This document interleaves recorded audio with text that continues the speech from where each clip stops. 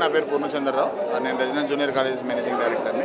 ఈరోజు రిలీజ్ అయినటువంటి JEE main 2024 ఫలితాల్లో దేశవ్యాప్తంగా కూడా మా విద్యార్థులు అద్భుతంగా పర్ఫామ్ చేయడం జరిగింది. ఇయర్ ఆన్ ఇయర్ పోల్చుకుంటే జేఈఈకి పెరిగేటువంటి కాంపిటీషన్ కావచ్చు, నెంబర్ ఆఫ్ స్టూడెంట్స్ కాంపిటీషన్ కావచ్చు పెరుగుతూ ఉన్నాయి. లాస్ట్ ఇయర్తో పోల్చుకుంటే ఈ ఇయర్ రాసినటువంటి నెంబర్ ఆఫ్ స్టూడెంట్స్ పెరిగారు. అండ్ అదేవిధంగా క్వాలిఫై అవ్వడానికి కావాల్సినటువంటి కేటగిరీ ఆఫ్ పర్సెంటైల్ కూడా ఈ ఇయర్ లాస్ట్ ఇయర్తో పోల్చుకుంటే ఆల్మోస్ట్ ప్రతి కేటగిరీలో 5% పెరగడం జరిగింది. ఇటువంటి కాంపిటేటివ్ సిచ్యువేషన్లో కూడా మా పిల్లలు చాలా బాగా పర్ఫామ్ చేయడం జరిగింది.